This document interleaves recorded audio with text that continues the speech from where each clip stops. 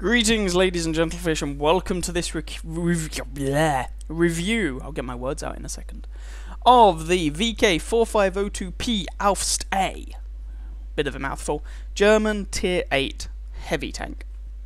This is the machine that is not the Tiger II, basically, as the German Tier 8 heavy. So, as ever, just a little bit of context for you. The Germans started a heavy tank development program in the late 30s. That led to the development of the Tiger tank.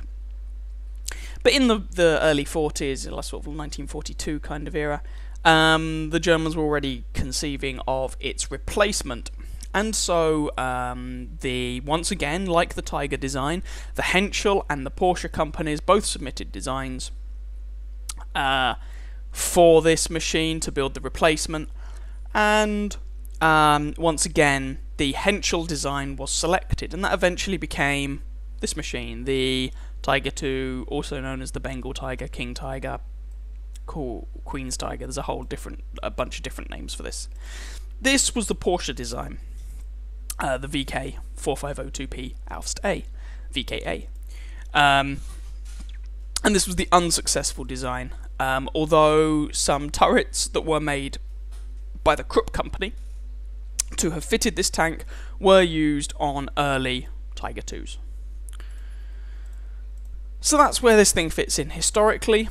What is this thing like in the game? Well, this is a tank that doesn't get a lot of love from people, and if you look at it statistically, it's one of the worst performing, possibly even the worst performing, depending on what metric you look at, Tier 8 heavy tank. And that's really because this is not a heavy tank, and if you play this like a conventional heavy tank, you're going to be disappointed and you're doing it wrong. This thing takes a bit of getting used to. Is this a bad tank? I don't think so, no. I'm going to lay my cards on the table there.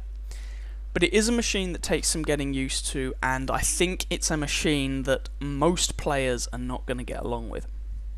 Anyway, what is it you actually get?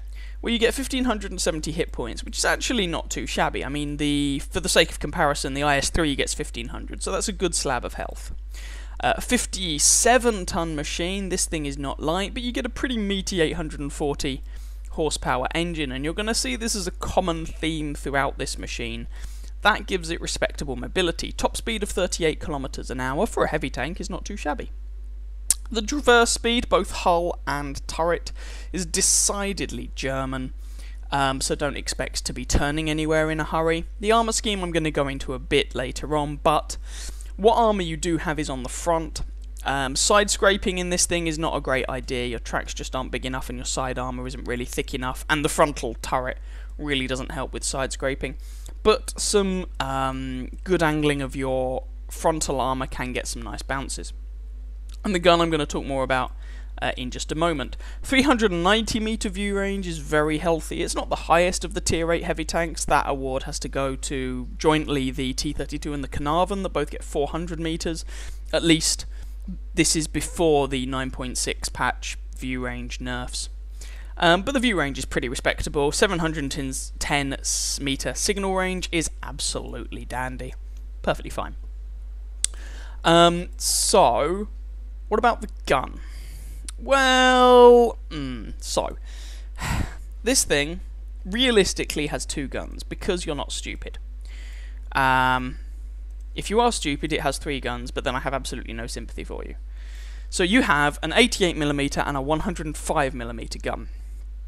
This 88mm L71 is the gun that carries over from the Tiger P, so you should have this already unlocked, already available, and you can whack it straight on the tank as soon as you have the tank. Bazinga. And you get 7.79 rounds a minute, which is a fairly respectable rate of fire. 203 penetration, I mean, as I say, this is the L71 gun that you should be familiar with by now. 203 pen, 237 with APCR, 240 alpha damage, 0.34 dispersion at 100 meters, 2.9 second aim time. This gun is another gun that's available for this tank, but you may notice that both of these are Tier 8 guns. This heavy tank, unlike most, if not all of the other Tier 8 heavy tanks, does not get access to a Tier 8 heavy gun. The T-32 also doesn't get access to one, just thought of that, so it's one of two tanks, two Tier 8 heavies that I can think of that doesn't get access to a Tier 9 gun. And you could actually make the case that you'd want to stick with the 88mm gun. I mean, have a look at this. The 88mm gun has a higher rate of fire, Marginally higher penetration with its AP rounds, but they're basically the same. Lower alpha damage, but it's more accurate, worse aim time. In my opinion, the 105, once you have it unlocked, is the better gun to choose. Why is it the better gun to choose? Well, firstly, because a rate of fire of just under 6 rounds a minute with a 105mm gun is really, really nice. And it means that the VK will have a great combination of alpha damage and DPM. 320 alpha damage means that you will trade better than you would with the 88mm gun. And people often make these comparisons of DPM and say, what they forget is that most of the time in this game damage is front loaded, i.e. you start an engagement with your gun loaded most of the time. And so actually, if you both start with your gun loaded, if you might hit for 240 damage with the 88 gun, 320 with the 105 gun. And so, irrespective of the two guns' relative DPM values, for that initial engagement step, the higher alpha gun is actually ahead. And so, higher alpha damage is generally speaking advisable if you can get it. The other advantage, of course, with having a higher caliber gun is that you get a more effective HE round, and if you compare the HE round on the 105 to the HE round on the 88, it's far superior. It also gets marginally better penetration with its premium ammunition, its APCR ammo, and despite the fact that it gets worse accuracy, it actually has a better aim time, which I think is very important for the way that you play this tank. So once you have it unlocked, I would recommend using the 105 gun. The 88 is more economical, the ammunition's cheap, it will cost you fewer credits, it will make you more money, but in my opinion, the 105 is more effective, and so that would be the gun I would recommend. Speaking of the sort of upgrades you can have with this, let's have a quick look at the kind of grind you're faced with when playing this tank. So we go all the way back here. Now there are two different ways of getting to this tank. At the time when I went to unlock this, I think there was only one way of getting this. You had to go via the Panzer 35T. But anyway, two ways of getting this. At tier 2, you can either take the Panzer 35T, or you can take the Panzer II. Basically, the Panzer II leads on to the German medium lines, but you can sidestep to the heavy lines, and if you decide to play through the Panzer II, you essentially open up pretty much every tank line, every turreted tank line that the Germans get access to. So it's a very good tank to go through. And Panzer 35T at tier 2. They're both alright tier 2s. The Panzer II only gets autocannons, which can be a little bit annoying, but they're both alright.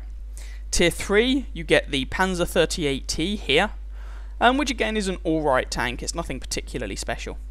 Or you get the Panzer 3A here, which is a fantastic little light tank and very good fun. Now, if you're going to take the Panzer II, Panzer 3 line, you then have to sidestep to the Panzer 4A. So this does involve an extra tank to grind out, but it's only low tier, so it's not going to take you that long to do. Then you get to tier 4. Well, you have stinkers in both lines. You've either got the Panzer 38 NA up here, which is a little light tank that gets scout matchmaking, although it really shouldn't. It's not agile enough, and this is just quite a painful little machine. Or you get the Douchebag Wagon 2. Sorry, I'm not even going to try and pronounce its proper name. Yes, I am, that's a lie. Durchbruchwagen 2. The DW2. And it's not a particularly good little machine, and you end up having to fire quite a lot of APCR ammunition with it. So choose your poison. One of those two tanks is your viable option. No, it's not. That's a lie. You don't have to go via the DW2. Oh, sorry, my bad. We're going the Panzer 4A. You go to the Panzer 4D, which is a perfectly good tier 4. So actually, the tier 4 this way, although you have to sidestep to another tier 3, the tier 4 is a lot less painful. So actually, I think I'd be tempted to recommend going this way in order to get up here. Either way, you then come together at the Panzer 4H. Legendary machine, you know, all the Panzer 4s are.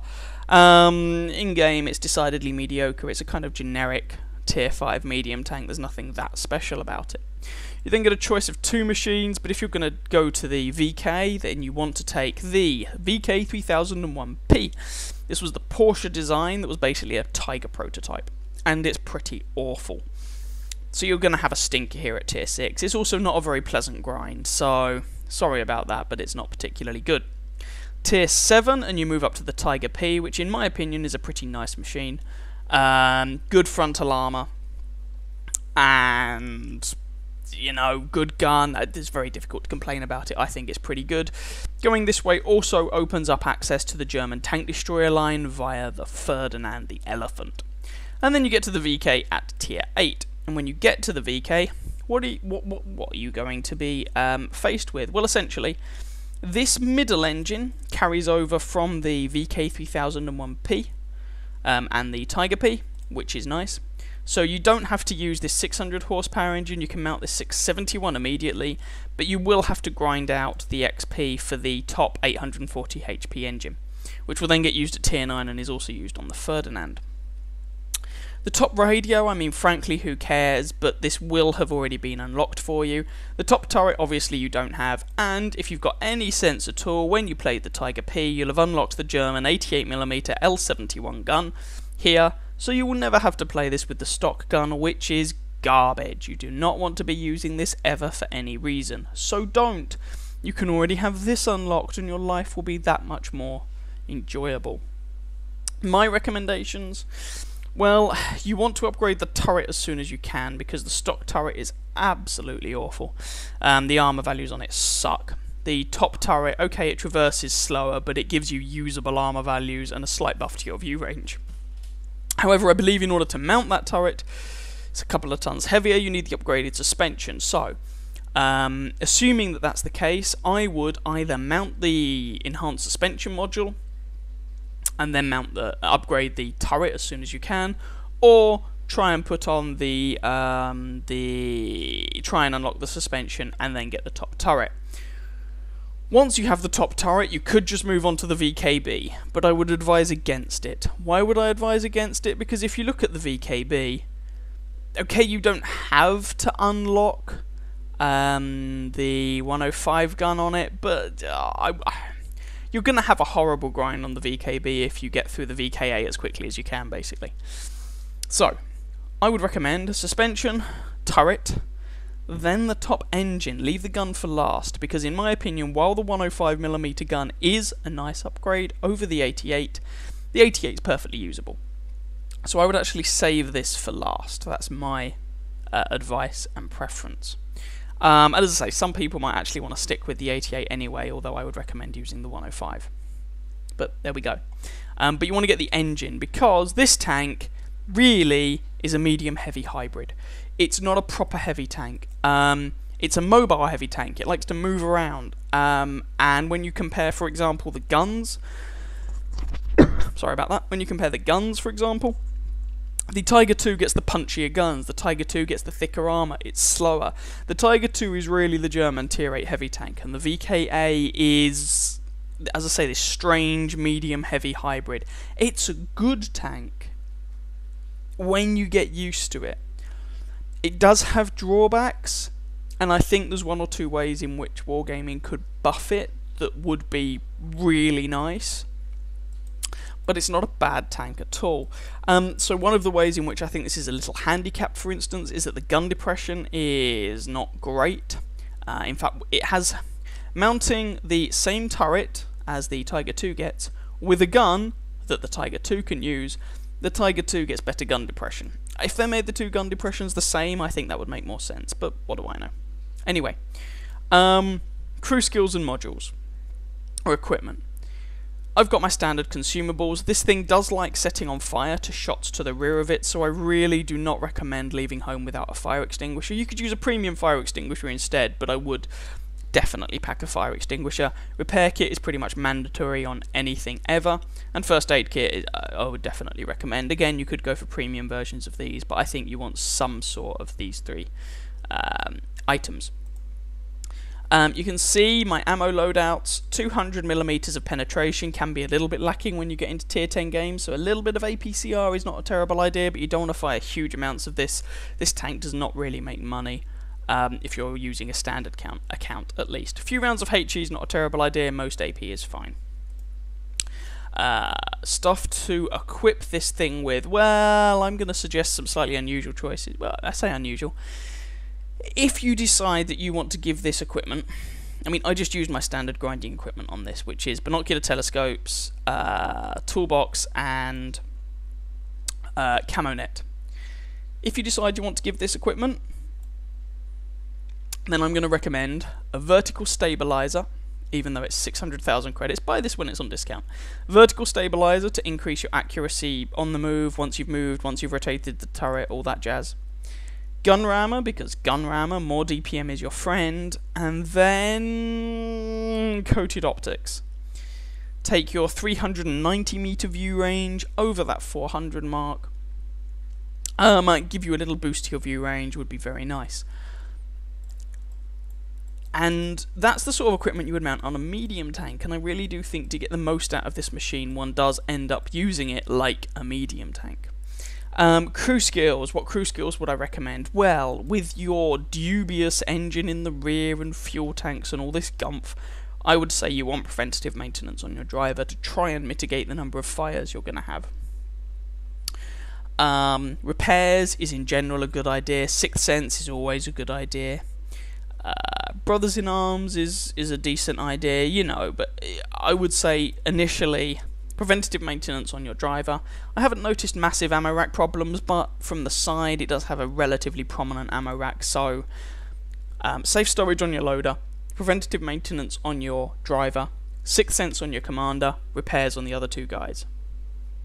And then, or if you're going to retrain for gold, start off with repairs on everybody basically, and then go to preventative maintenance, Sixth Sense and safe storage once your repairs has hit 100%, retrain for gold, move on.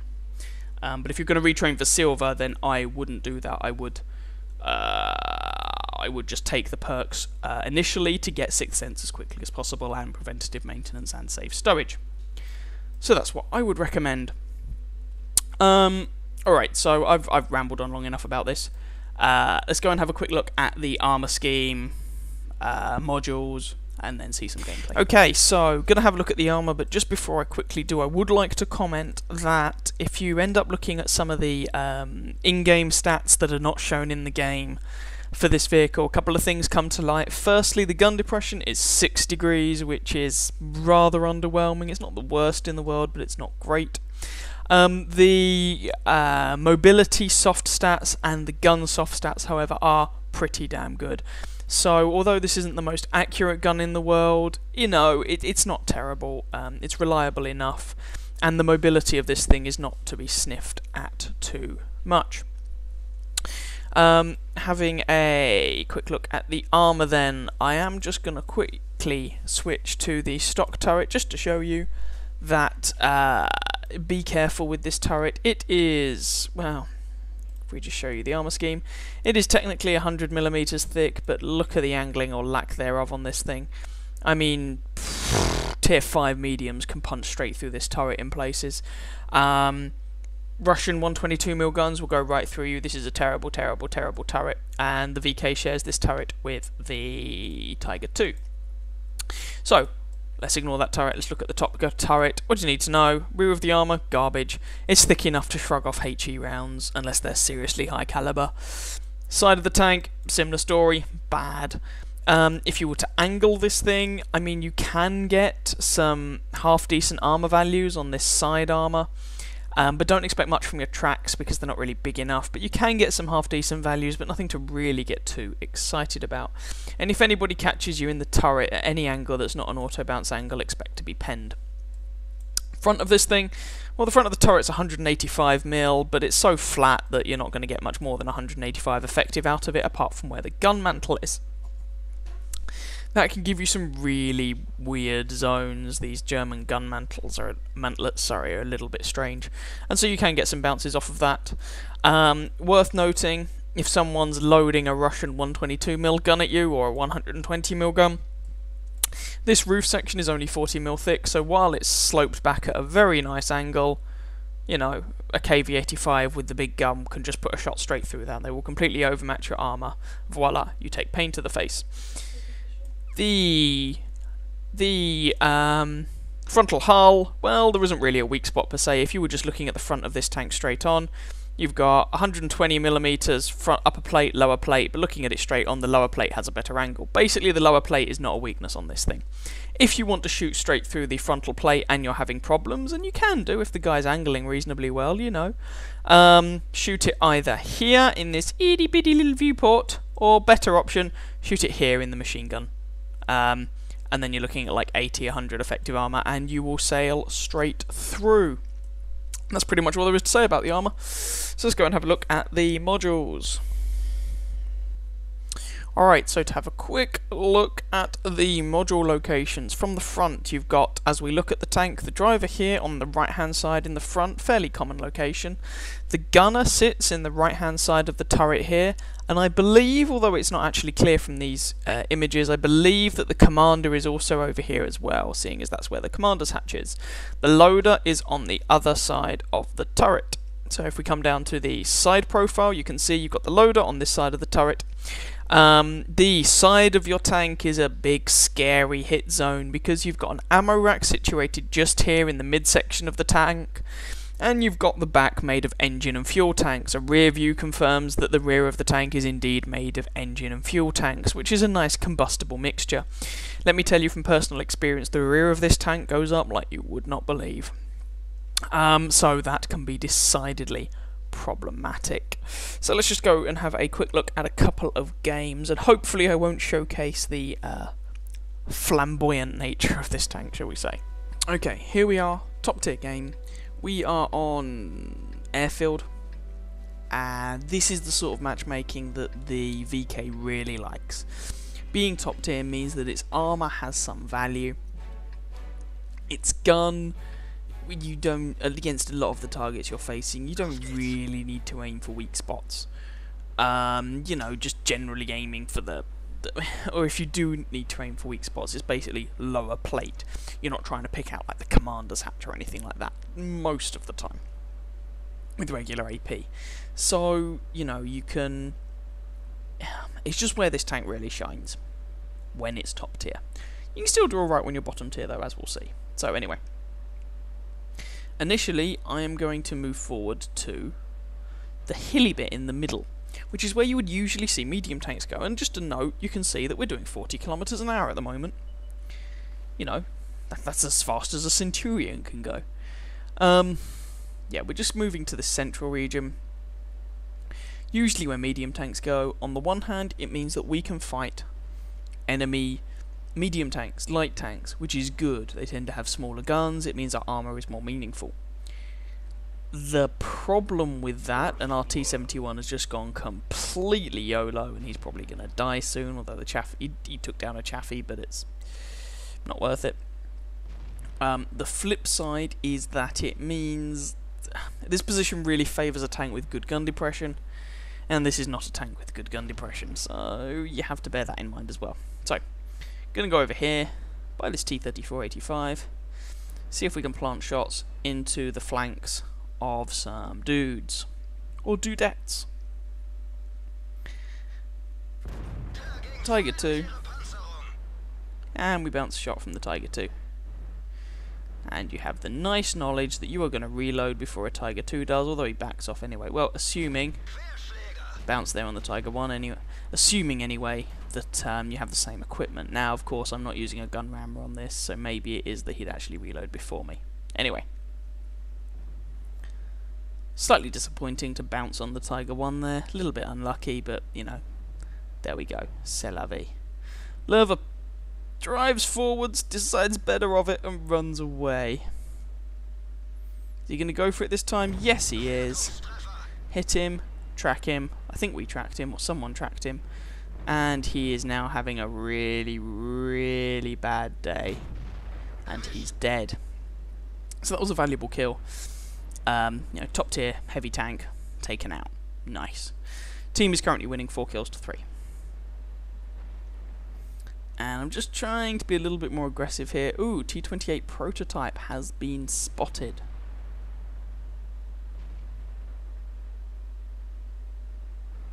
As he comes up here, I get shots into his side, which will give him problems, and that gives our VK a shot into his side. I took some damage there, but that was not as much as I was expecting to take. T-28 prototype doesn't have the top 120mm gun. Jolly good. Put a shot into him there. And if I can put one more shot into him, his side somewhere, I can take that fellow out. Oh, someone else nails him. I do take some damage for my troubles though. And just to quickly point out there, if we have a look, as I was saying about the armour, 2 shots straight through the side of the turret. From angle that's pretty much from the front. A little bit of angle on that side. You know, if you aren't straight, looking straight at someone when they're shooting at you with the turret of this, same with the Tiger II. If you flatten that angle on the side turret armour just a little bit, it gives people shots at you, which can be really frustrating. Anyway. 6 kills to 4. And the T-28's dead. That's the important point. So, we're making our way over here. KV-2 shot us, set us on fire. Rear of this tank is made of fuel tanks, alas. But we make it over here. So, scoreline is currently 6-5. 6-6. See if we can make something happen on this side of the map.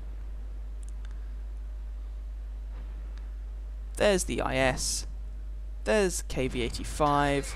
I bounce a shot from someone, put a shot straight into that KV-85. And if he's going to sit there, I'm going to do it again.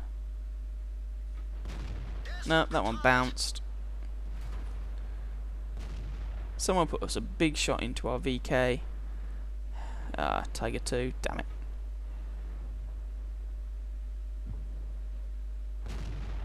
That shot didn't even hit. This gun, as I mentioned, is not especially accurate. 0.38 accuracy isn't wonderful. It gets the job done, but if you're firing at any sort of range, it can be awkward. Do, however, manage to get another shot into that KV-85. 200 pen is enough to make a mockery of him. Reloaded. KV-85 has finally decided he should probably be behind some cover. Can I get a shot on that E25? E25 is on 1 health. Nah. Alas, no dice. Winning 10 kills to 6. Tiger II is dueling with our Tiger II by the look of it. Can I take advantage of this? Yes, I can. Kill number 2. Now, Jagdpanther 2. IS down. Jagdpanther 2 is dead. E25 and IS are the only 2 remaining. E25 is right by their base. Might be able to put some shots into the rear of the IS though, or the front, or the whatever's showing of the IS. So I'm going to give it a go. Managed to finish the IS off. E25 just has the 1 health remaining. Trying to move up to deal with this guy. And again, you know, pretty decent mobility. Certainly nothing to sniff at. And we've bounced a respectable number of shells this game. You know, not loads and loads, but enough. I think we end up with more than 1k damage blocked by armour, which is not too shabby. Yeah, just bear in mind the weaknesses of the armour. Generally the armour is pretty weak. So he has moved away from the cap circle, so I'm going to swing a left, I think, or am I just going to cap this one out? Can't remember. Oh well, never mind. There he is. Hello, dude. I'll take that 1 health and kill number 4. So there we go. First game, top tier. That's where you want to be in this tank.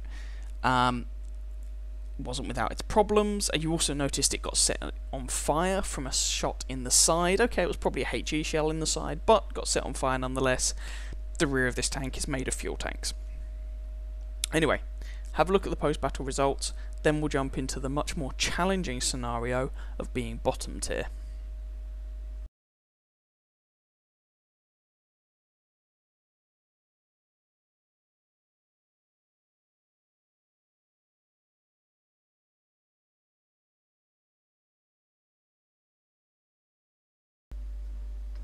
So, here we go. Tier 10 game, and it is a very tier 10 game. Just over half of the enemy team are tier 10, so 8 tanks, including an auto-loading artillery piece, medium tanks with just about enough armour to give us problems, and DPM guns that will rip us apart, a couple of auto-loaders that are going to be problematic. Look at their tier 9s, they are heavily armoured enough to give us problems. Look at their tier 8s, oh, a couple of light tanks, ISU, that will hurt, T-28 prototype can give us problems, it's just icky. So we're going to have to play this game rather cautiously. And, oh, sorry dude, I was typing in chat, I didn't mean to ram him there. Hopefully he doesn't die as a result. No, good-o. Alright, so, trying to get in this position to give some supporting fire. That shot missed, alas. I was delayed because... oh, I got spotted. Run away, run away. Delayed because I rammed that light tank, as I didn't mean to, but there we go. Them's the brakes. Meant I was late getting here. Oh, not trying to block that Object 140. I don't get off to a very good start in this game, I'll be honest.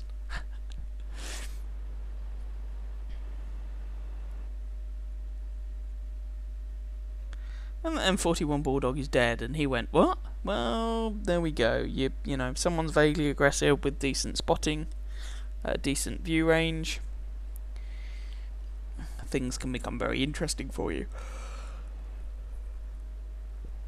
You can die on this map incredibly quickly, and ouch!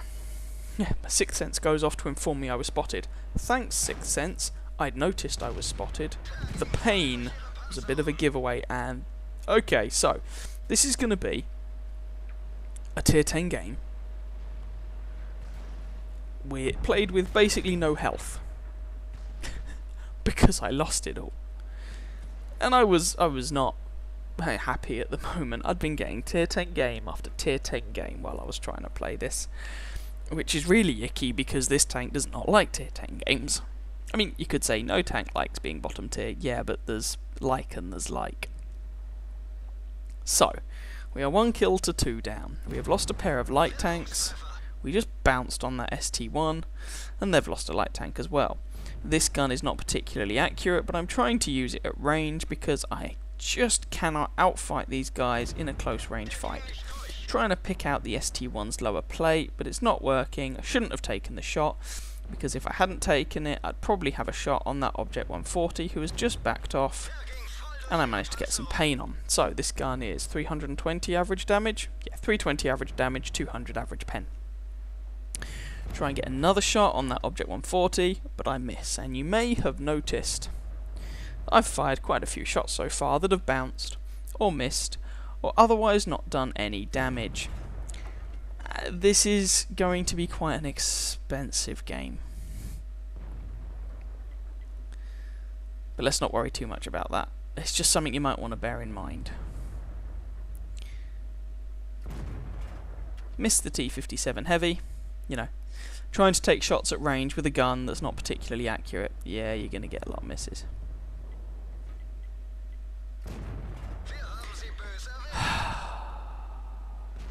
Just sometimes RNG hates you. Doesn't matter what you do. RNG has got it in for you. And there's the kind of cruddy gun depression. I was a little bit lucky there that shot only took off my tracks, and I managed to get a shot into, it was either the T-54 or the T-62A, one of those medium tanks. And that 50B decides not to unload on me. Maybe he has no more shells in his magazine. But there we go. A little bit of fortune for once, that was nice. And the game is 6-5 in our favour.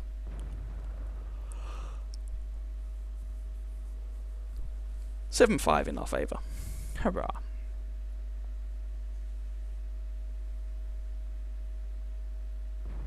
So what have we learned so far? Well, when you're bottom tier, 1, your armour is cheese. 2, your gun is a bit lackluster. You know, these things are things we already knew. But it's a nice demonstration of this. Object 140 is going for the bat chat, which I do not think is a particularly good idea. He's asking for help, but I mean, seriously, dude? I don't know. I can't let him go over and die alone. I've been spotted. Oh, screw that then. No, because if I've been spotted, I'm just going to take a whole world of pain. It takes me a long time to make anything of this match, I'll be honest. I mean, look at how it's going so far. T49. There we go. Managed to put a damaging hit onto him. This game is very much about being opportunistic. And taking what shots you can. And taking the damage that you can. So, 9-5. Looking good. Looking good. Their tier 10s were relatively fragile. We had a bit more longevity in our tier 10s, you know, an AI7, T135. But there we go.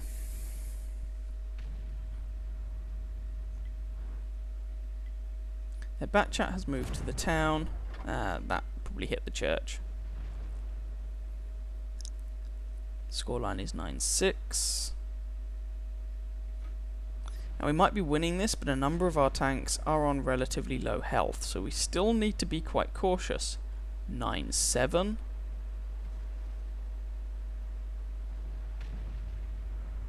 Panzer takes out T28 prototype to make it 10-7 though, so I am moving around to the valley to try and give our Panzer E100 a hand. Because he is currently fighting a medium tank. STB-1, and if that STB-1 is allowed to circle around him and get behind him and generally humiliate him, then that Panzer E100 is going to have serious problems. So, I'm trying to make life difficult for the aforementioned STB-1 by shooting him in the bum if he ever tries to be cheeky. There we go, there's one shot. And it just gives the guy another person to think about, another person to worry about. Maybe I can save the life of our Panzer E100, maybe I can't. Another shot into him. But I can make this guy's life difficult. Batchat's come to join me, he's nailed our Panzer. Another shot into that STB-1 allows the Batchat to nail him.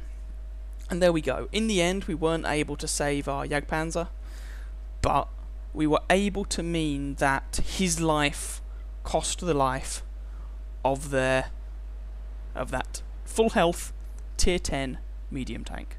So I think that was worth it in the end, and I got a good 3 shots, I think, into a tier 10 machine, which is nice. So, in the town,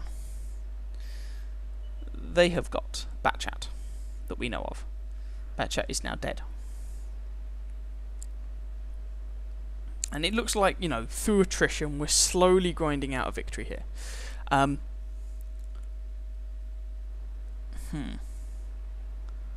So, last time we saw their Object 704, he was further up on this central road. There he is, right. What about the ISU? T-30's spamming the end of this road. Those guys are moving up, so screw it, I'm going to move up as well. If they shoot me, it means they've wasted a shot on a low health bottom tier tank. Oh, there we go, ISU's running. Object 140 is gunning the engine, he's asking for help. We are coming, but it's going to take a little bit of time. Can I get a shot on that Batchat? Well, if I can't, I really need to be moving because our Object 140 needs help.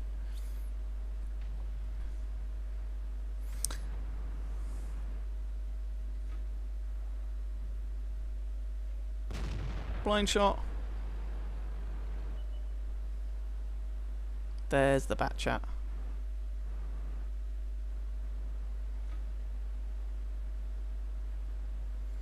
Ooh, Batchat's just taken a big fat hit.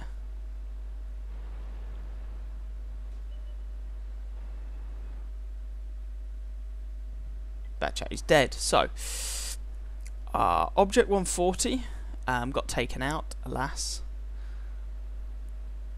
But the ISU is down, there's just this Object 704 left. And we've got a Batchat in the vicinity, so I'm going to go and try and help him. When I was going up that road, I probably should have been a bit faster and not been distracted by that Batchat artillery piece so much. As it turns out, the Batchat, I didn't get any damage on him, or I don't think any spotting. I don't think I was useful at all, and oh my god, there's the 704. 704 nails our Batchat, and we nail the 704. And there we go. I was loading an APCR shell straight after my AP in case the AP bounced, and I wanted to get a reasonably reliable penetration on that 704, so there was the game. So what were we doing there? We were often engaging targets from range.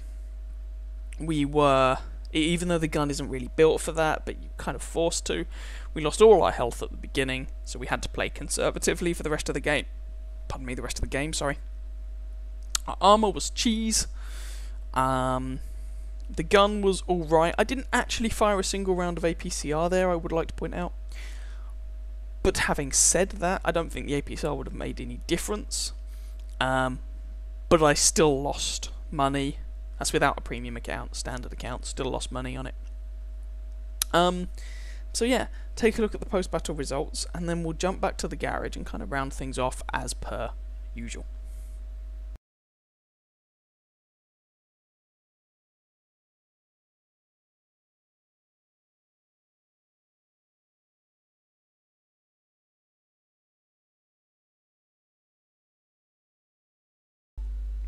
So what do I think about this tank overall? Well, as I've said, I think this is a medium heavy hybrid, and you'll probably have the most success with this if you use it like a medium tank, but with a bit more armour and a bit more firepower. I mean, the DPM on this tank is one of the higher among the tier 8 heavy tanks.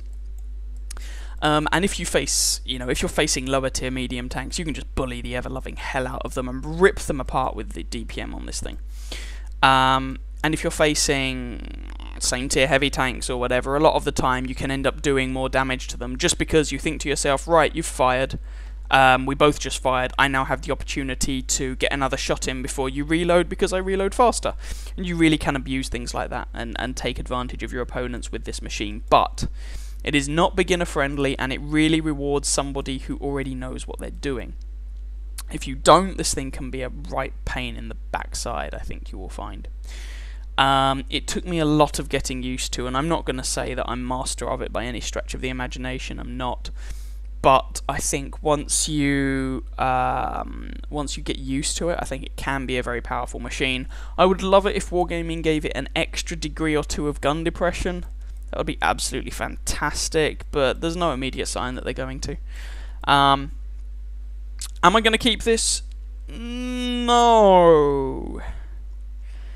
I haven't yet got my Ace Tanker on this, and I really want to get that, so I'm probably going to keep it long enough to get hold of the Ace Tanker, or, I don't know, I might sell it and rebuy it sometime later. We'll see how things go. But it's just a little bit awkward. It's large, it doesn't turn well, it sets on fire from shots to the rear a lot. Yeah, the gun can be frustrating in tier 10 games. It can be frustrating in general. The accuracy is not brilliant. It's definitely not very German. It feels more like an American gun. The armour is good enough. The armour doesn't really bother me, I'll be honest. And the playstyle of this tank I kind of like, but there's a few things about it I find frustrating. Anyway, there we go. They're my thoughts on it. So I'm not going to be keeping this, but this is not a terrible tank, and you may well be able to have fun in it. I certainly did, especially towards the end of the grind. So anyway, I hope you guys enjoyed that review, possibly even found it vaguely informative. Steady on, I know. If you did, please feel free to catch some of my other videos and or subscribe to my channel, and I wish you very happy hunting on the battlefield. Ciao, ciao.